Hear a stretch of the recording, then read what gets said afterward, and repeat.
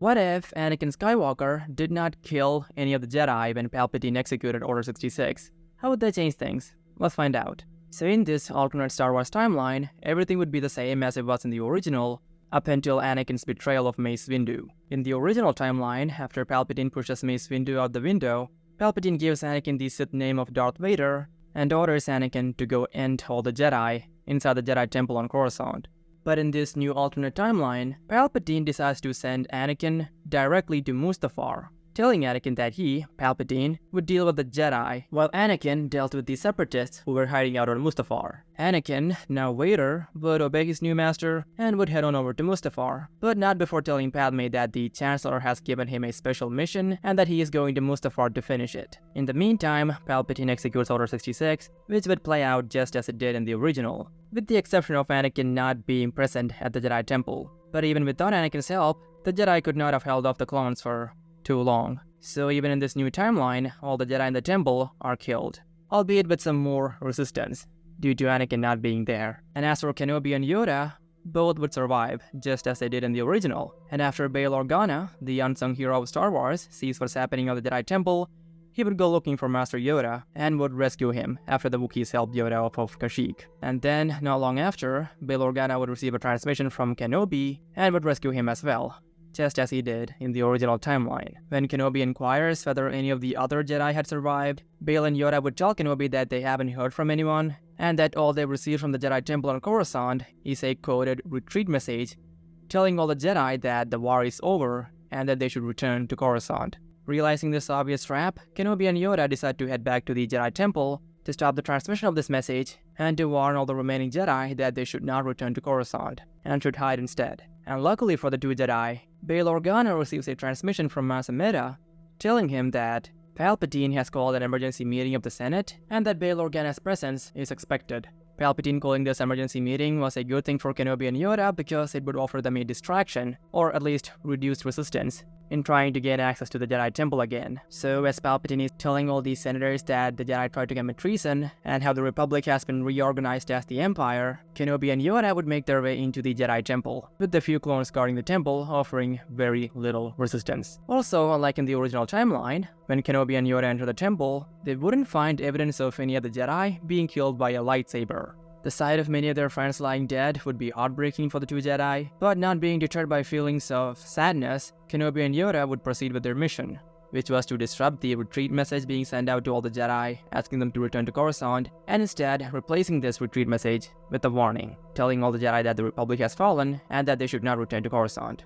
And so, after having transmitted this message to all surviving Jedi, Kenobi and Yoda would discuss their next move. And this is where things start to deviate heavily from the original timeline. So, in the original timeline, Obi-Wan checks the security recordings to find that Anakin had killed many of the Jedi and became Palpatine's apprentice as Darth Vader. And this follows with Yoda sending Kenobi to kill Anakin, or Vader rather. But in this new timeline, Kenobi doesn't even bother checking the security recordings because the reason why he did that in the original timeline was to find out which Jedi betrayed the Order. And since the two Jedi didn't find any evidence of anyone being killed by a lightsaber in this timeline, Kenobi basically decides to leave the security recordings alone. And even if he did look, all he would find would be clones killing Jedi. So basically, in this timeline, Kenobi has no idea what happened to Anakin, although he is hopeful that Anakin did survive.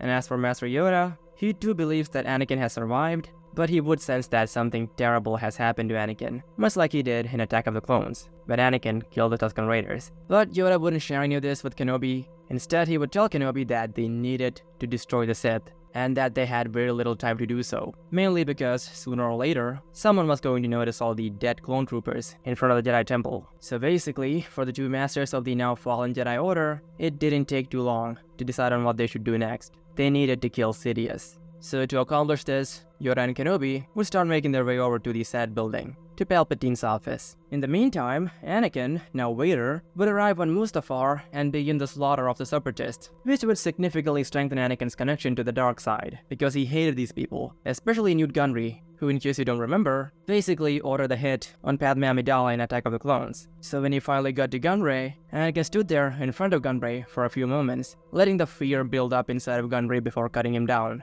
And with that, every single Separatist leader was dead. And so, after successfully completing his mission, Anakin would contact his new master and tell him of his success. Sidious would tell Anakin that he did good and that because of Anakin, or Vader, peace has been brought back to the Republic, which is now the Empire. And Sidious would also tell Anakin to send a message to the Trade Federation telling them to shut down every single droid unit immediately. Anakin would agree, the transmission would end, and then Anakin would notice a ship arriving on Mustafar. And at this point, we would cut to Kenobi and Yoda sneaking into the Senate building. Yoda would do so through the ventilation shafts, and Kenobi would be disguised as a clone trooper. So because of this, the two Jedi Masters wouldn't have any problems finding Palpatine, and when the two Jedi arrive at Palpatine's office, Palpatine would slowly turn around and look at the two Jedi Masters with a high degree of disbelief. Yoda, now addressing Palpatine as Darth Sidious, would ask him if their survival is surprising to Darth Sidious. This would make Palpatine angry, and he would glare at Yoda and tell Yoda that his arrogance blinds him, which is exactly what Sidious did in the original timeline.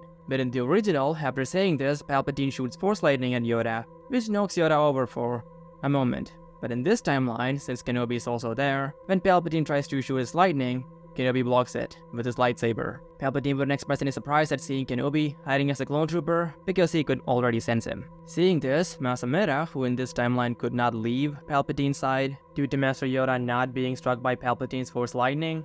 Anyways, Mas Amedda would try to call security, but Obi-Wan would use the Force to pull the comlink from Mas Amedda and crush it. And then Master Yoda would ignite his green lightsaber and tell Sidious that his rule is at an end, and it wasn't short enough. And as a response to Master Yoda, Sidious would ignite his red lightsaber and then engage the two Jedi in fierce combat, with Mas Amedda standing in the corner, who could only helplessly watch. So in the original timeline, Sidious tries to run away from Master Yoda, and the reason for this was because Sidious had nothing to gain by fighting Yoda, but he did have everything to lose. And Sidious also knew that the 900-year-old Jedi Grandmaster was pretty much his equal. So that's basically why Sidious tried to run away from Master Yoda in the original timeline. Fighting Yoda was just not worth it to Sidious. And so in this new timeline, with Kenobi also being present, Sidious knew that he was in serious danger. And also here, Mas Amedda did not go to call for help. Instead, as Palpatine was fighting Yoda and Kenobi, Mas Amedda would try to help out Sidious by using a blaster on Kenobi, but Yoda would sense this, and as Mas Amedda fires the blaster, Yoda would use his lightsaber to deflect this blaster bolt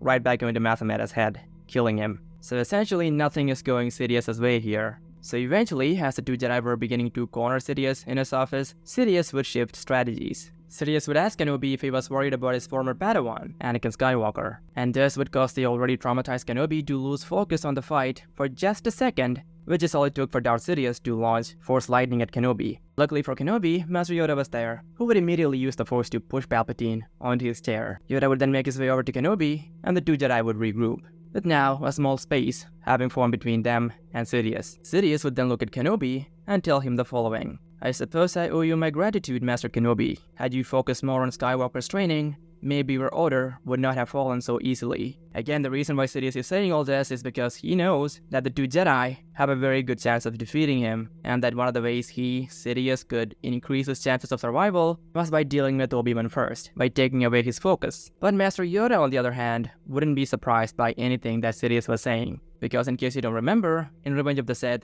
Yoda does sense when Anakin turns to the dark side and betrays Mace Windu. And putting together that with what Sidious was saying was fairly easy for Yoda. Yoda would arrive at the assumption that Anakin may be serving Sidious now. But putting all his thoughts aside, Yoda would immediately re-engage Sidious, while also reminding Master Kenobi to not lose focus. Kenobi would listen, and the two Jedi would re-engage Darth Sidious. Sidious would then sense in Master Yoda the strong desire to eliminate the Sith, and Sidious comes to the realization that he might not be leaving his office alive. And so at this point, just despite Yoda, Sidious would tell him that Darth Vader will become more powerful than either of them. This wouldn't even flinch Yoda, because Yoda's only intention now was to destroy the Sith at any cost. And as for Master Kenobi, everything that was happening reminded him of how Qui-Gon died, because Kenobi couldn't reach him in time. And not wanting to see the same thing repeated with Yoda, Kenobi was filled with determination to protect Master Yoda and to destroy Sidious, no matter what he had to do. Sidious would of course sense this as well, and as the two Jedi were coming at him with everything they had, the thought of Darth Plagueis would enter Sidious's mind. Sidious had killed his old master, Darth Plagueis, 13 years ago, on the night he was elected Supreme Chancellor of the Republic. Sidious and Plagueis were followers of Darth Bane's Rule of Two, which dictated that at any given time, there should only be two Sith, a master to embody the power and an apprentice to crave it. And as per the rule of two, when an apprentice became strong enough, they were to challenge their master and destroy them. And this is what allowed the Sith to survive for 1,000 years before the time of Darth Sidious. But Darth Plagueis had always believed that the rule of two was to end with him.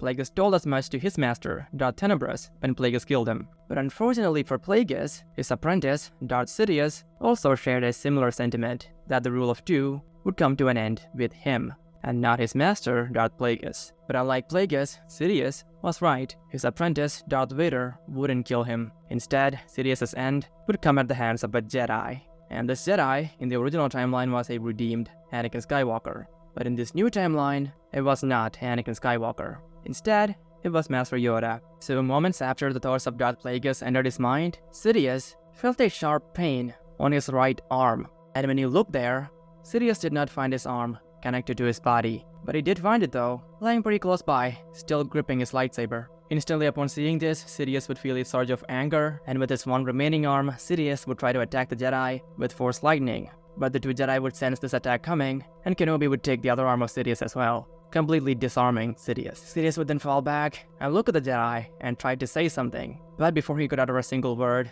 Master Yoda would cut Sidious's head in half at Sidious's mouth. Yoda had listened to Palpatine talk for over 10 years now, and Yoda had no further desire to keep doing it. And now, with Darth Sidious dead, the two Jedi needed to immediately leave the place. Yoda would do so by crawling through the ventilation shafts and landing in Bail Organa's speeder, just as he did in the original timeline. And as for Obi-Wan, who was disguised as a clone trooper, he would simply walk out of the Senate building without much fuss, his abilities of Force suggestion saving him from anyone who questioned where he was going. We would then cut to Padme arriving on Mustafar with C-3PO. Anakin would quickly rush out to see her, and upon seeing Padme, the darkness inside Anakin would begin to fade. And then, not long after, Anakin and Padme would leave Mustafar. When Anakin arrives back on Coruscant, he would be given the disappointing news that the Chancellor, or Emperor, Palpatine had been assassinated, along with Mas Amedda. This would be devastating news for Anakin, as the only reason he sided with Palpatine against the Jedi was to learn from Palpatine, Sidious, how he, Anakin, could stop Padme's death.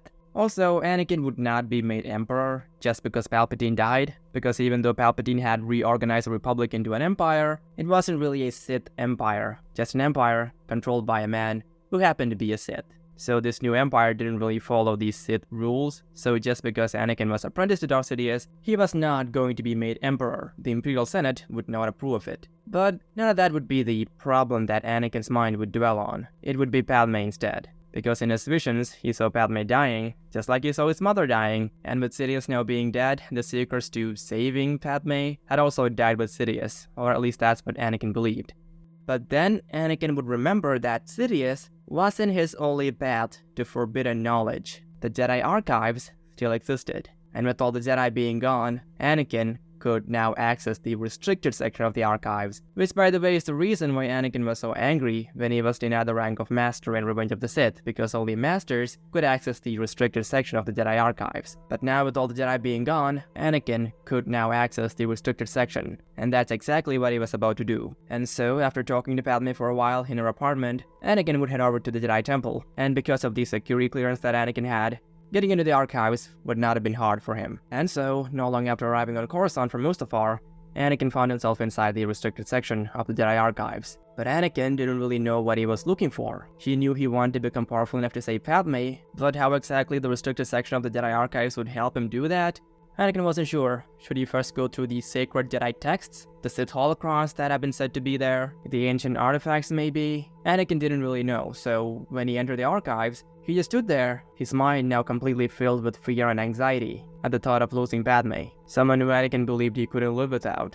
But as Anakin's mind was becoming overwhelmed with all these thoughts, he heard a voice, not through his ears, but through his mind, through the Force. He couldn't really decipher what this voice was saying, but Anakin could sense where it was coming from, and so Anakin walked towards this voice, that only got louder as he got closer to it. And as he got closer to it, all the thoughts that were flooding his mind began to dissipate, even the thoughts of Padme. And so Anakin kept walking, until eventually he was standing in front of a mask. It looked strange, and Anakin could sense the dark side energy surrounding this mask. Anakin would then cut through the transparent steel container in which the mask was being housed, and then touch the mask. And as soon as Anakin touched the mask, he would get a vision. And in this vision, Anakin would see himself as a Sith warrior, who appeared to be partaking in a battle on some unknown planet. In this vision, Anakin would see many Jedi and Sith fighting each other, many of them dying, and then the battle would cease as all who were fighting would turn their focus towards the sky, and as did this Sith warrior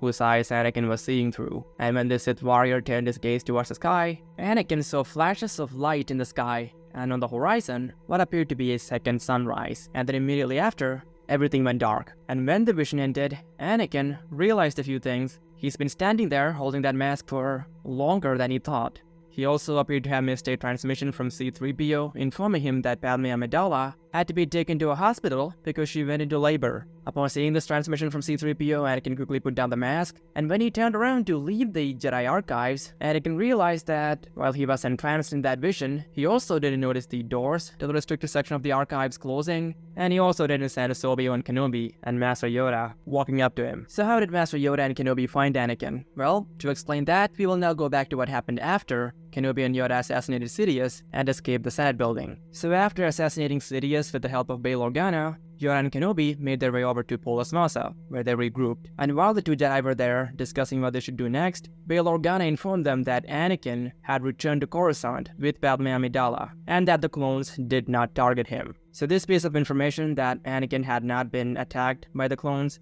would convince Yoda that Anakin joined Sidious. Yoda would then look at a confused Kenobi, but wouldn't say anything, letting Obi-Wan think on what he just learned. Obi-Wan would then look at Yoda and tell Master Yoda that he, Kenobi, still doesn't believe that Anakin has turned to the dark side, because Anakin was the chosen one. How could he do this? And to this, Yoda would tell Kenobi that the prophecy may have been misread. Kenobi would then look away, not knowing what to say, but Yoda would then speak up, telling Kenobi that they needed to find Anakin and end the Sith once and for all. After listening to all this, Kenobi would stand up, think for a moment, and then tell Yoda that Anakin is actually the only hope that they have left for saving whatever Jedi that remained. Yoda would then look at Kenobi in confusion, and then Kenobi would go on to explain that if Anakin were to testify before the Senate that Palpatine was Darth Sidious and was behind the Clone Wars, then whatever Jedi that remained could be saved from execution by the clones. This would actually make sense to Yoda, because everyone knew that Anakin was pretty much the right-hand man of Sidious or Palpatine, and his word would carry some weight in the Senate. Yoda would start thinking on this, but wouldn't say anything, at which point Kenobi would tell Yoda that they have to at least try, because this might be the only hope that the Jedi have left. And after a short moment, Yoda would look at Kenobi and would tell Kenobi that Yoda agrees with him, but Kenobi would notice that it wasn't entirely hope that he sensed within Yoda. But regardless, Kenobi would turn to Bail and tell him that they needed to go back to Coruscant to try and talk with Anakin. Bail would of course tell Kenobi that it is extremely risky and that Coruscant security is on high alert after Palpatine's assassination. Kenobi would tell Bail that he knows this, but would add that Anakin is the only hope that the Jedi have of saving their order. And Kenobi would also add that he and Yoda needed to get to Coruscant as soon as possible, because the longer they wait, the more Jedi will be killed by the clones. And after listening to all this, Bail Organa would agree and would tell the Jedi that he will take them back to Coruscant. And on top of this, realizing the significance of Anakin Skywalker in saving the Jedi Order, Bail Organa uses his connections to have Anakin follow it basically, because Kenobi and Yoda needed to talk to Anakin, and to do that, they had to know where Anakin was. And so, having decided all of this, Master Yoda and Kenobi would head back to Coruscant with Bail Organa. And the reason why Bail Organa accompanies the two Jedi would be that Bail's status as a senator would make these security checks a bit more lenient on him and his ship.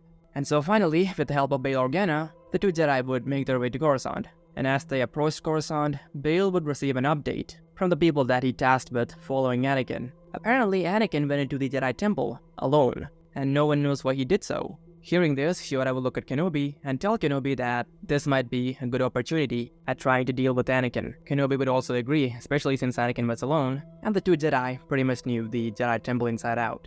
And so, not long after, Yoda and Kenobi would make their way to the Jedi Temple. But this time, instead of attacking the clone troopers stationed outside, the two Jedi Masters would use a secret entrance that most didn't know about. It's the same one that Jocasta Nu uses here. And once inside the temple, Yoda would search for Skywalker's presence through the Force. And in his short meditation, Yoda would detect Skywalker and also a very dark presence. And so, letting the Force be their guide, the two Jedi Masters would make their way over to the Jedi Archives. And the closer they got to the archives, the stronger the dark side presence that Yoda was sensing got, until eventually, the two Masters walked into the restricted section where they saw Anakin Skywalker holding an ancient artifact, a mask.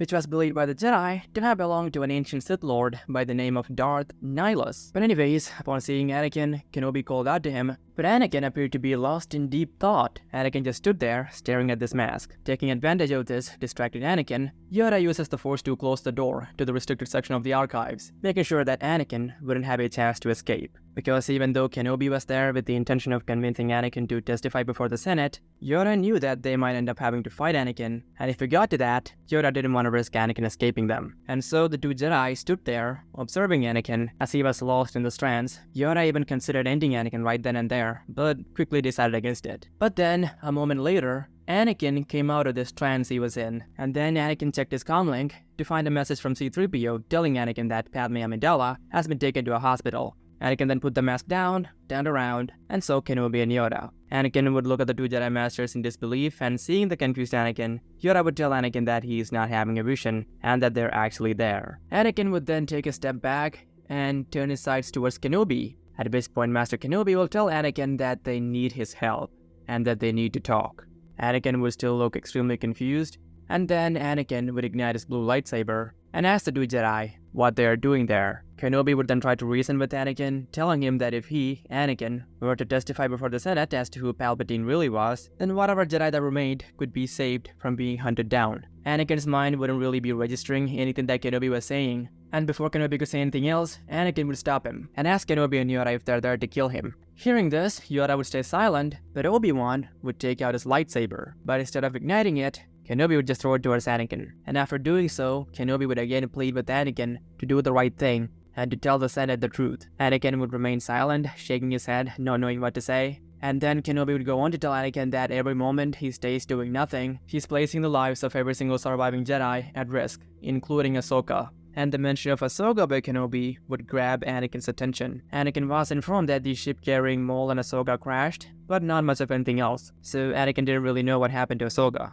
But more importantly, hearing Ahsoka's name would start to bring down on Anakin the sheer impact his decision to side with Sidious had on those he loved. Anakin now knows that after Sidious, he was to blame for the purge of the Jedi, and on top of this, Anakin did realize that Palpatine, or Darth Sidious, was actually behind the Clone Wars, and that Master Windu was right when he said that Sidious was too dangerous to be left alive, because Sidious or Palpatine pretty much controlled the Senate and the courts, so there was no way the courts could have brought about justice if Palpatine faced trial. Essentially, Anakin realized that Mace Windu was not committing treason against the Republic.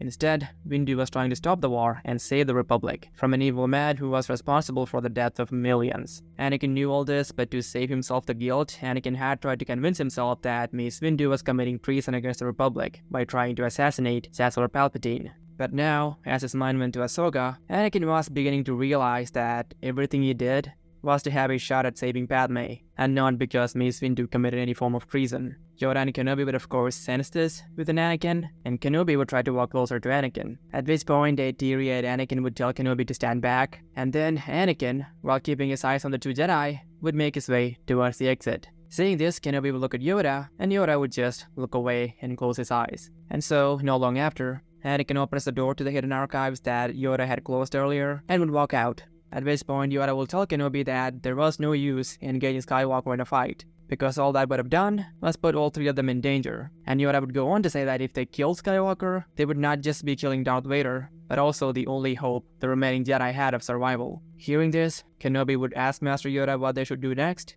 to which Yoda would say that their fate, including the fate of the remaining Jedi, will unfold according to the will of the Force, and that they should accept it. And after saying that, Yoda would walk out, and Kenobi would follow. And as for Anakin, he would be rushing towards Padme.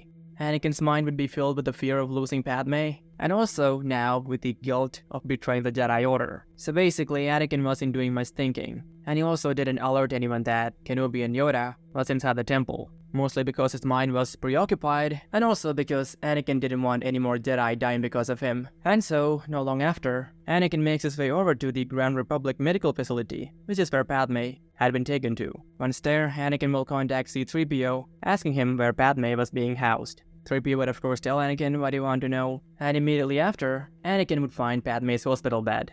Anakin would rush in, and he would find Padme unconscious. This would seriously worry Anakin, which was justifiable considering the visions Anakin had of Padme. But luckily, Padme was safe, and she wasn't there alone. Some of Padme's friends from the Senate, including Representative Binks and C-3PO, were there, who would tell Anakin that Padme just needs to rest. Not being satisfied by this, Anakin would ask the medical droid what's wrong with Padme, to which the droid would say that Padme had twins, and that she needs some rest now. And it is only now that Anakin would notice Luke and Leia, who were both being cared for by the droid at this moment. But Anakin wouldn't look at his children for too long, because his one and only concern was Padme, and not these children, which is not surprising behavior from Anakin. Anyways, the medical droid would then tell everyone to please wait outside as Padme recovers. Everyone would listen, and Anakin would too, after being told that she is fine by C-3PO. But Anakin's mind would be completely restless. He'd be worried about Padme, while at the same time being worried about the Jedi, especially his apprentice Ahsoka.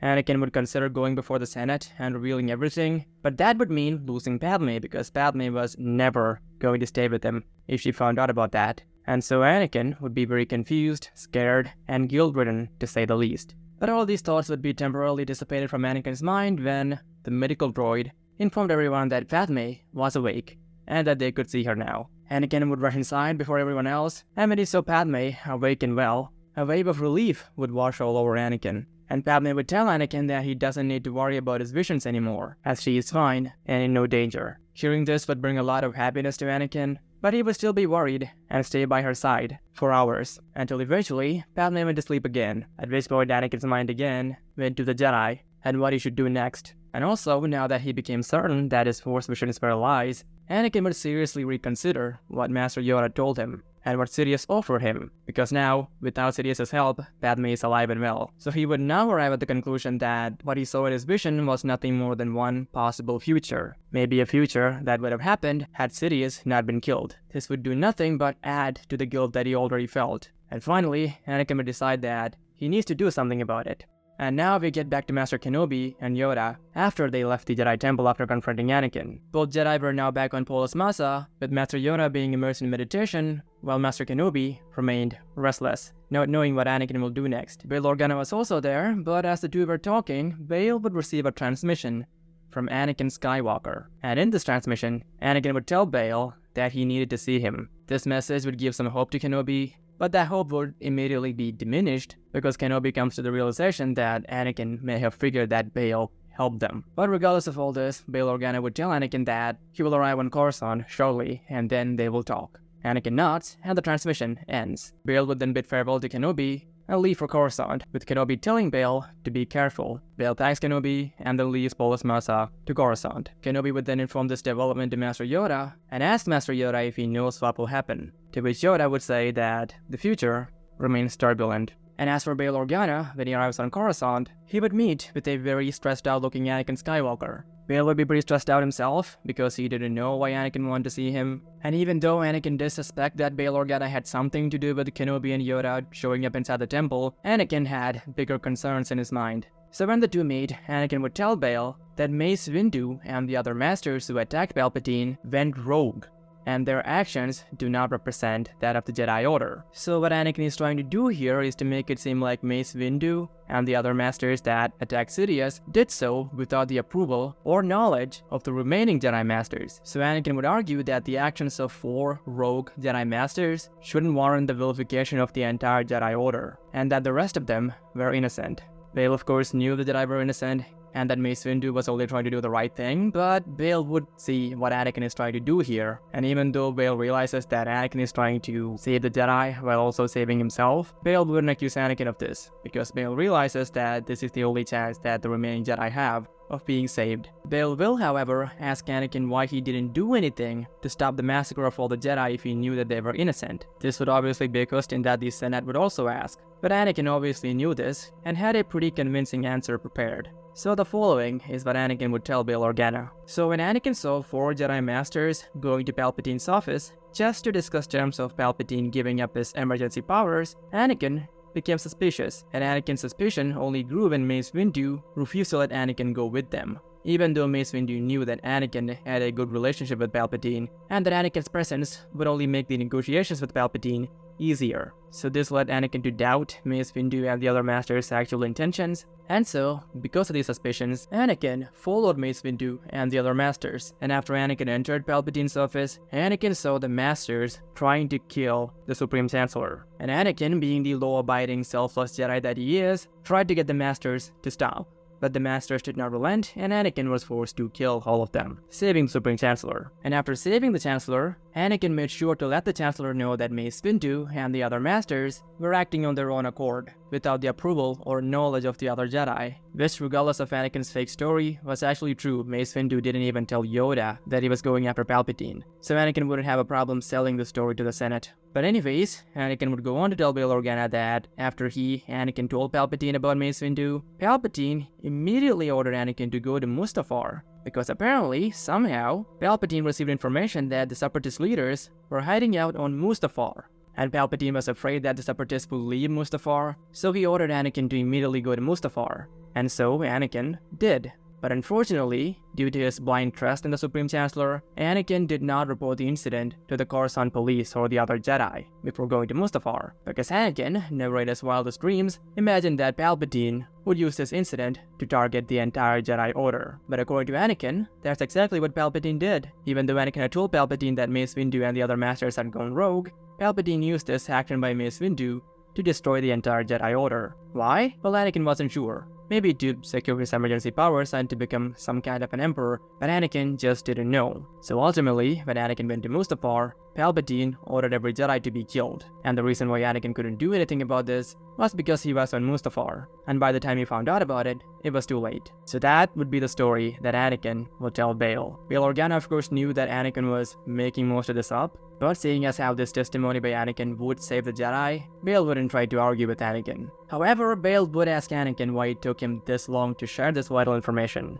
And to this, Anakin wouldn't have a concrete answer, but would tell Bail that he needed time to assess the situation because he wasn't sure if something else happened while he was gone, especially since he, Anakin, was not targeted by the clones even though he was also a Jedi. So all this confused Anakin, but now he has come to the realization that Palpatine had indeed abused his powers to destroy the Jedi Order. And as for why he himself was spared from being killed, Anakin wouldn't really know, but Anakin would tell Bail that it may have been because Palpatine knew of Anakin's skills, and that maybe he didn't fully trust the clones to end Anakin's life, and that the only way Palpatine could be sure that Anakin was killed was by waiting till Anakin arrived on Coruscant to kill him. But by the time Anakin arrived on Coruscant, Palpatine was already assassinated by unknown Jedi, so Anakin would tell Bail that that may have been the reason why Anakin was spared. So Bail Organa, after listening to all this, would tell Anakin that they immediately needed to inform the Senate of this and save whatever Jedi that remained. And Anakin would of course agree. Also, in case you're wondering about the holo recordings of Palpatine's office as Mace Windu confronted him,